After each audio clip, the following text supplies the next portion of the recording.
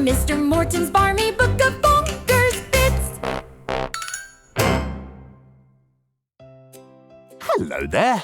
I'm Mr. Morton, and welcome to Mr. Morton's Barmy Book of Bonkers Bits.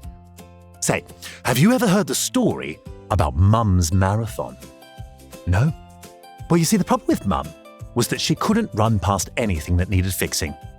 Not wouldn't, couldn't. Her legs simply refused to keep going if someone, somewhere, might need help.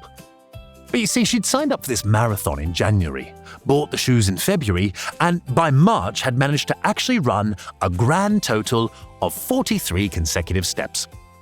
"Today's the day," she announced at breakfast, lacing up her fluorescent pink trainers. "Proper training starts now." Dad lowered his newspaper. "That's what you said yesterday. You came back with Mrs. Henderson's shopping and rescued a pigeon. Oh, the pigeon was limping." It was fine. It had a slight wobble. Sophie looked up from her cereal. "Mom, you have to actually run during a marathon training." "I will run. I am running. Or watch me run." She made it to the garden gate. Mrs. Patterson's bins were still by her door, and Tuesday was bin day. Mr. Patterson had that bad hip. So Mum jogged on the spot while wheeling the bins to the curb. Still training, still moving.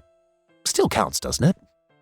But then she noticed the wonky gate and the loose fence panel, and that the paint was peeling on the windowsill. 3 hours later, Mum returned home, having repainted Mrs. Patterson's entire front door, fixed her gate, rescued a cat named Gerald from a tree, and taught the postman a better route that would save him 12 minutes daily. "How was the run?" Dad asked innocently. Productive," Mum said, covered in paint and cat hair. Week after week, the pattern continued.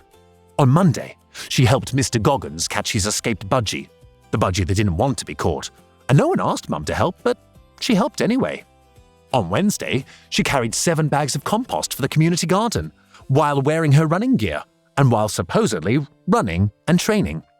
On Friday, she fixed the wonky bench at the bus stop, using only a hairpin and some intuition. And so it continued, so that by marathon week, Mum had helped roughly 200 people run approximately 1.5 actual miles. "You're going to have to run the whole thing," Ben pointed out. 26 miles, without stopping." "I can do that." "Without helping anyone." Mum's left eye twitched. I can do that too." Nobody believed her, including Mum.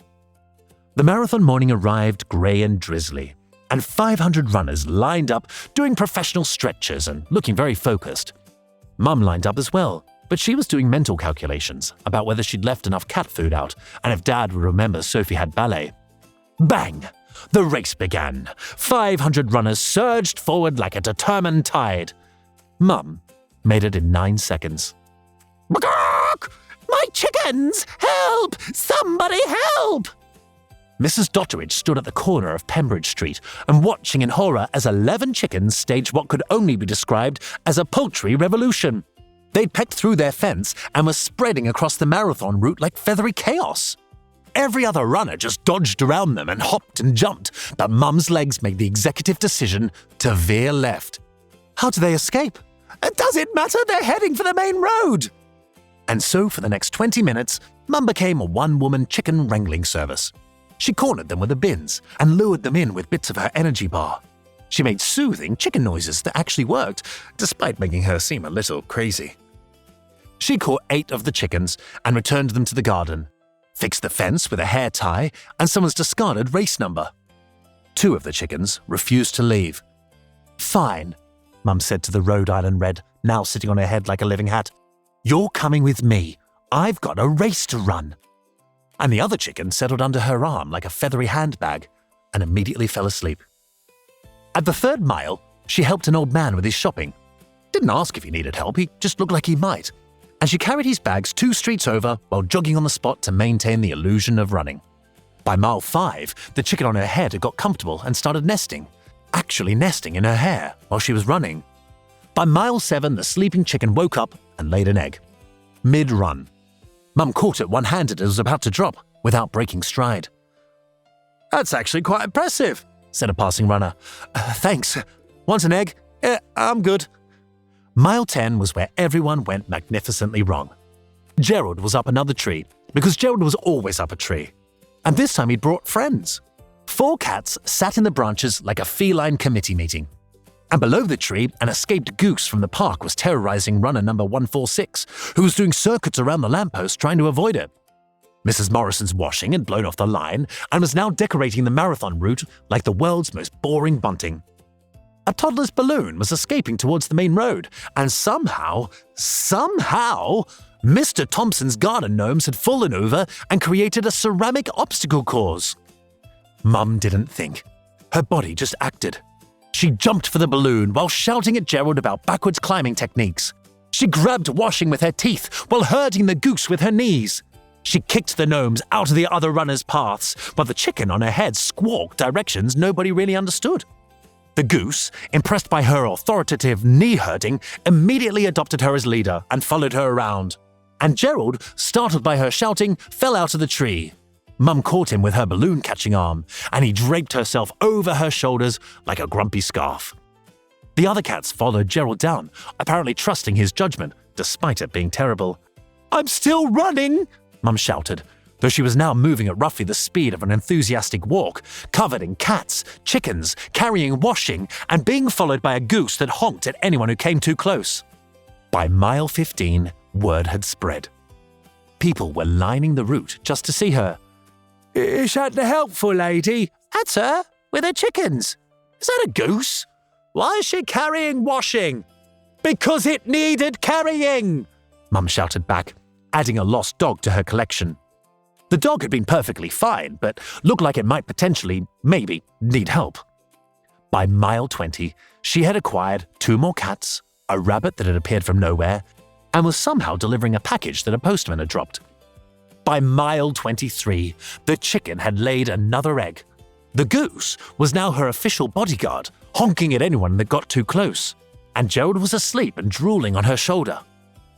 Finally, she crossed the finish line in absolutely last place, with the record time 6 hours, 43 minutes, and 12 seconds.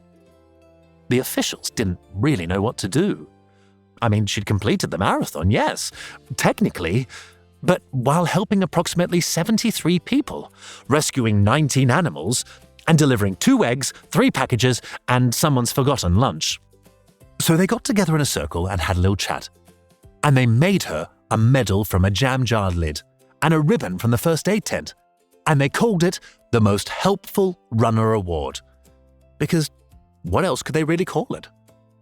Mum stood on the podium, covered in feathers, fur, and triumph. The crowd was cheering.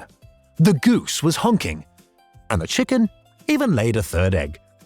"Speech!" someone shouted. Mum went to open her mouth to thank everyone for coming. But then she noticed an elderly lady in the crowd, struggling with a heavy bag. Sorry, I'll be back in a minute." And she jumped off the podium mid-ceremony, all the animals following, medal bouncing against the chickens, to help one more person. Well, that was Mum. She just couldn't help helping. And honestly, the marathon officials were already planning a new category for next year. Because if you ever find yourself in life needing help, you can guarantee a mum will be there. Because mums are great. And that's the story about Mum's Marathon. I hope you liked it. And if you did, maybe you'll tell some friends and maybe you'll press subscribe and join me for another story.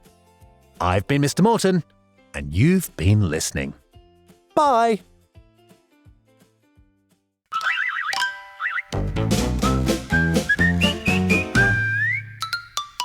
Thanks for joining Mr. Morton in his brilliantly barmy bonkers book. Spread the word to your wonderfully wacky friends. Subscribe for more silly stories. And remember, the world needs more magnificent madness!